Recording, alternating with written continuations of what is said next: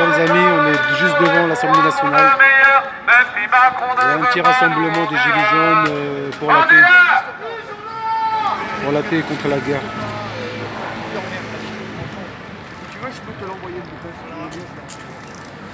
La guerre maintenant semble inévitable parce que notre représentation politique est aux ordres de la haute finance. Ces députés sont des traîtres pour la plupart et nous sommes là pour les dénoncer. Il y a parmi Juste à ces côté, il y a juste députés un petit rassemblement pareil. Pour la liberté, l'Iran. C'est un drapeau iranien. pour faire du lobbying de guerre au lieu de défendre le peuple de France. Programme pour l'Iran de demain.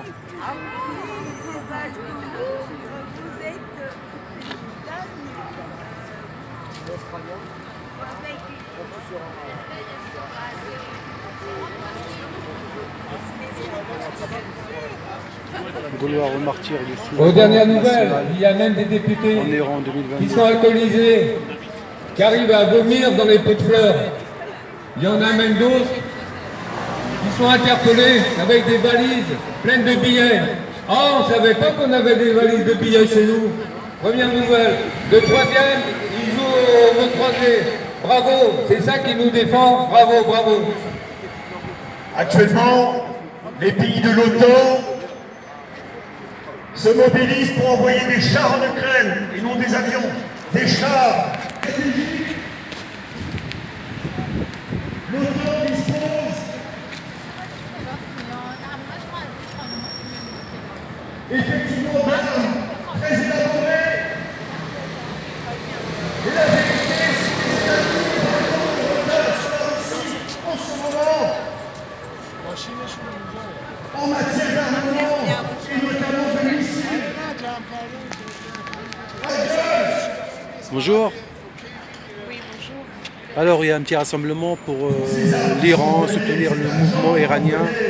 Vous pensez quoi ce mouvement-là?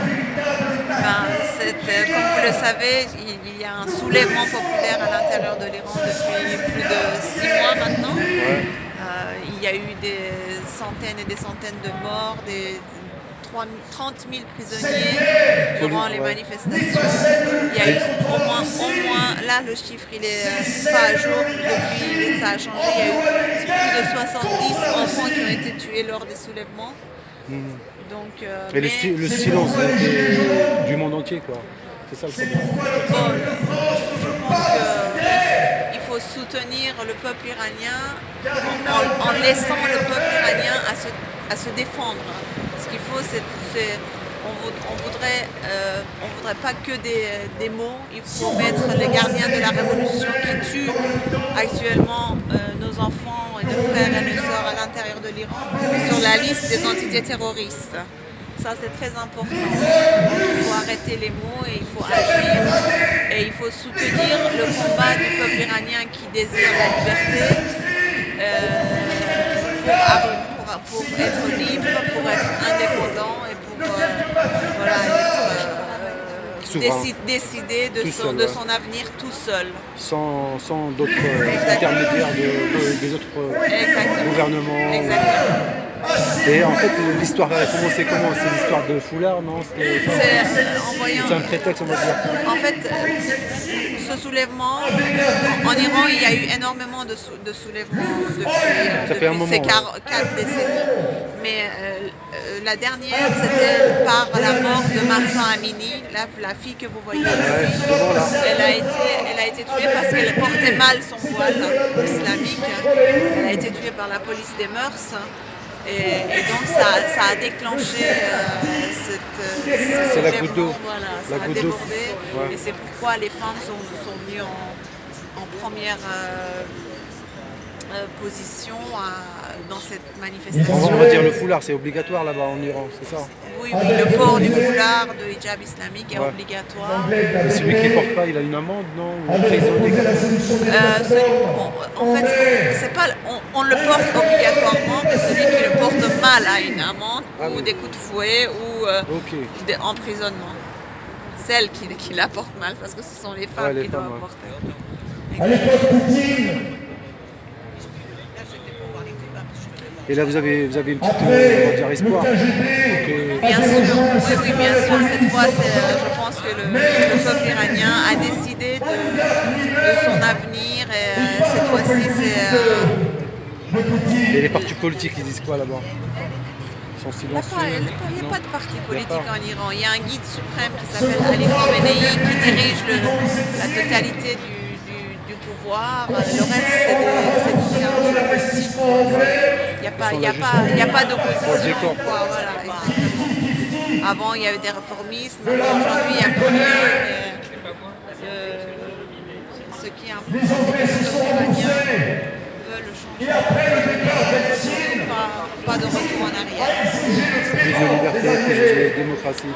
Et on ne voudrait ni un retour à la dictature du Shah, ni de Mollah. On voudrait une démocratie séculaire, la séparation de la religion et de l'État, la liberté des femmes et des hommes, l'égalité des femmes entre les femmes et les hommes, la liberté de tous, et puis voilà, l'égalité entre les peuples, les citoyens, voilà, les droits pour tous. Merci. Merci pour cette échange. Encourage.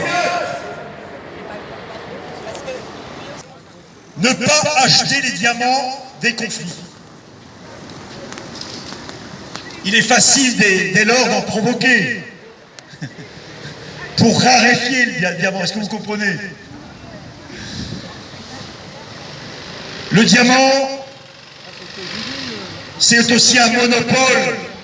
Anvers de Beers, famille Oppenheimer, Walter Thompson de Beers et le cartel des diamants. Pour disqualifier le diamant russe, les Anglais ont parlé des diamants noirs de Russie. Mais cette stratégie n'a pas suffi, car le diamant n'est pas seulement utilisé pour faire des cadeaux aux femmes fortunées de la planète, il est utilisé aussi dans le forage pétrolier.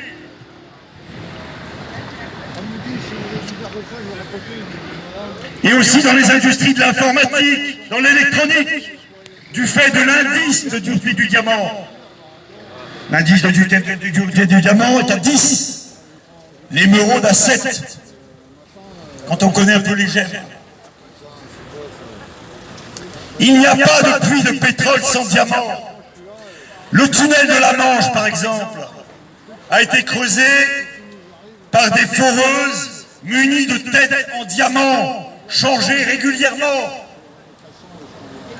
Et moi, je peux te dire que je suis diplômé ingénieur chimiste du pétrole. J'interviens, je te remercie, Maria. Les chefs rendent l'argent aux ouvriers et tout soit donné aux ouvriers. C'est déjà très compliqué pour moi. Maria, je suis diplômé ingénieur chimiste du pétrole. Cette inondation du marché du diamant par les Russes explique en partie le ressentiment, la haine des Anglais à l'endroit des Russes. Car la livre sterling, sacro-sainte monnaie britannique, est impactée directement, évidemment. Donc, il y a la British Petroleum comme premier facteur d'inimitié entre les deux pays, et il y a l'affaire du diamant. Ce sont deux raisons majeures. Les Anglais se vengent en quelque sorte, et dès lors, ils n'ont de cesse que de couper la Russie de l'Europe.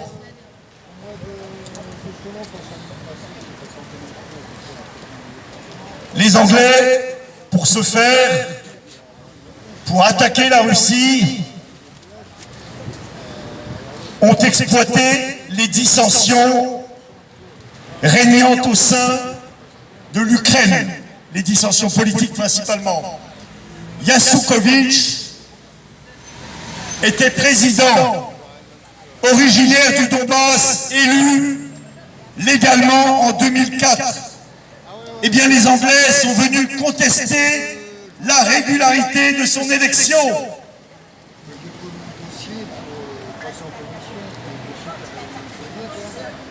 Youtchenko, vous savez, le gars qui était grêlé, qui avait le visage grêlé, et dont on disait qu'il avait été empoisonné. En fait, cet homme avait suivi un traitement au Botox, ce qui explique son visage, qui était pour le moins grêlé, effectivement, transformé en victime d'empoisonnement russe. Les Anglais prétendaient que c'était les Russes qui l'avaient empoisonné, évidemment. Par le mensonge britannique, Youtchenko, et malgré cela, Youtchenko est élu en 2005. Youtchenko, pro-britannique, défendant les intérêts étrangers en Ukraine et surtout les intérêts anti-russes. Je rappelle un petit peu l'historique de... parce que sinon on ne comprendra pas. Collabo! Collabo! De nouvelles... Après, merci messieurs, après l'élection de Youtchenko en 2005, de nouvelles élections ont lieu 5 ans plus tard en 2010. À la surprise, à la mauvaise surprise des Anglais, Yanukovych est élu. Le président pro-russe Yanukovych est élu. C'est un camouflet pour les Anglais. Pendant 5 ans, Yanukovych se tourne vers la Russie. En 2014, une nouvelle élection doit avoir lieu. En novembre 2013, des émeutes sont financées par un certain George Soros. Les manifestants sont alors payés 20 € par tête de pipe et par jour, ce qui fait 600 €. 600 € 10 jours par mois, soit 3 fois le salaire moyen d'un travailleur ukrainien. 6 milliards d'US dollars ont été versés par Soros à la place Maïdan, aux manifestants de la place Maïdan. Parce qu'à un moment, il faut dénoncer. On prétend que Poutine est le seul responsable. Et c'est pour cela qu'on engage la France dans la guerre contre la Russie. Eh bien, nous sommes là pour dire la vérité sur tout ce qui s'est tramé depuis 2014 dans le dos des peuples. Le 20 février 2014, Yanukovych craque. Le président Yanukovych craque et signe toutes les revendications des manifestants de Maïdan. Les Anglais sont en panique parce qu'ils se disent « Mais s'il a signé toutes les revendications, il ne partira pas, il restera en poste. » Alors, les Anglais vont passer à la vitesse supérieure, si je puis dire. Ils vont recruter des mercenaires suédois, des mercenaires des pays nordiques, des mercenaires polonais. J'ai payé 2400 € le mois de juin l'année dernière. Eux, ils sont bons parce qu'on est là. Oui, parce qu'ils ont fini. Ah, ils ont fini. Des mercenaires lituaniens. Ça rappelle un petit peu la Pologne, la Lituanie, ça rappelle la République des deux nations. C'est la diète polonaise, cette espèce de diète polonaise qui avait quand même duré près de 2 siècles, plus de 2 siècles. En août, septembre 2013, des sociétés privées avaient formé ces mercenaires, avaient formé notamment des snipers, c'est-à-dire des tireurs d'élite, passés sous les ordres d'un certain Andrei Paroubi, nazi ukrainien, dirigeant du du Parti social nationaliste, futur Svoboda. Alors, elle me dit à partir de janvier... Ces mercenaires ont pour l'occasion été placés en haut de l'hôtel ukrainien à Kiev. Et ce sont ces individus qui ont tiré sur les forces de l'ordre d'abord, puis dans le dos des manifestants du Maïdan. C'est ça la guerre hybride de l'OTAN. 160 manifestants tués.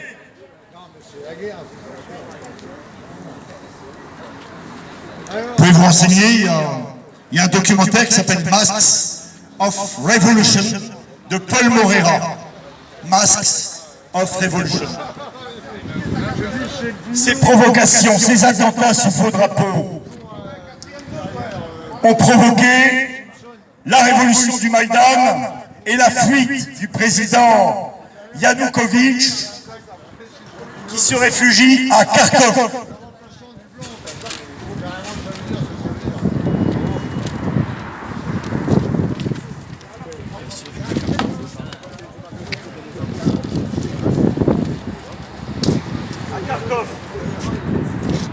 À Kharkov,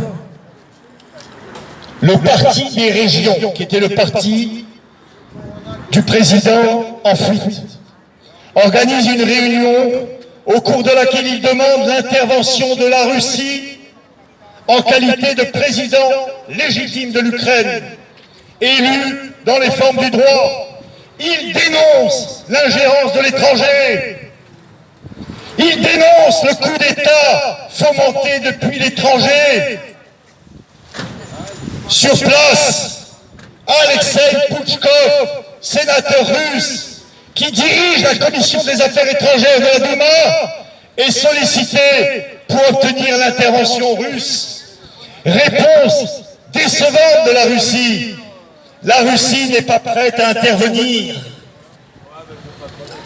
Elle n'est pas prête à s'engager dans une guerre mondiale.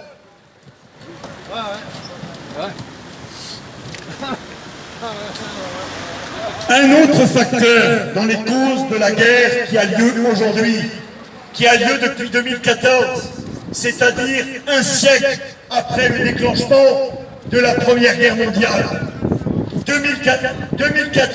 1914, un siècle de la Première à la Troisième Guerre mondiale. Parce que maintenant on est dedans. On peut espérer, comment dire, ramener à la raison quelques députés, mais certainement pas la Macronie, certainement pas le nouvel ordre mondial. Mes camarades. Il y a une volonté de la finance anglo-américaine, de cette espèce de Davos-crature, de globalitarisme,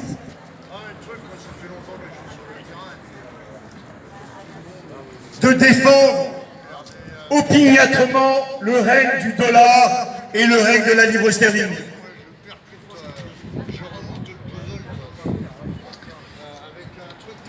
Merci. Un pôle de résistance a émergé face à cette déstabilisation. Ce sont les BRICS, Brésil, Russie, Inde, Afrique du Sud et l'OCS, c'est-à-dire l'Organisation de la coopération de Shanghai. Et la Chine, bien sûr. Parce qu'on retrouve la Chine aussi dans l'OCS, c'est-à-dire l'Organisation de la coopération de Shanghai, qui prône la souveraineté des peuples, un monde multipolaire au lieu du monde unipolaire voulu par le nouvel ordre mondial. L'oligarchie, vous savez, mes amis, l'oligarchie mondialiste et l'oligarchie américaine notamment, c'est 750 milliardaires, dont 60 dirigent réellement le monde. C'est un sujet, je pensais faire une discussion. Je suis désolé, tu ne peux pas parasiter un truc que j'ai préparé. Mais moi j'aime bien la signer en novembre 96, c'est-à-dire 8 ans avant la révolution orange. On arrive à la fin.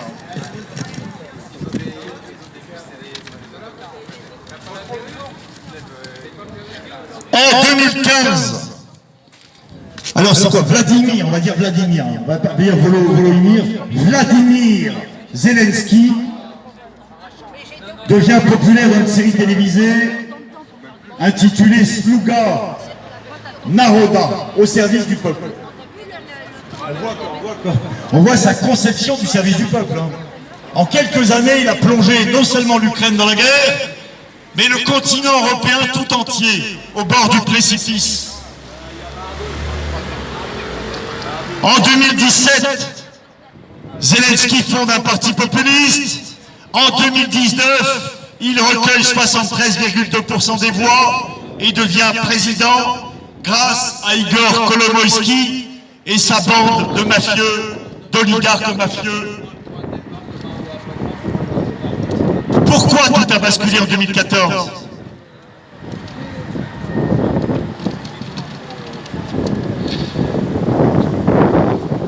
Tout a basculé en 2014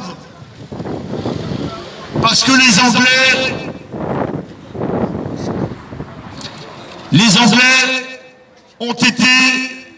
y ont été contraints, c'est-à-dire que la livre sterling était menacée.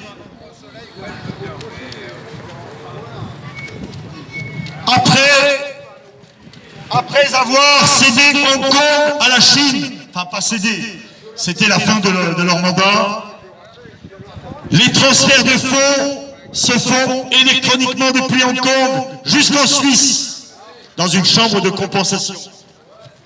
En 2008, après la crise des subprimes, la HSBC est sur le point de couler.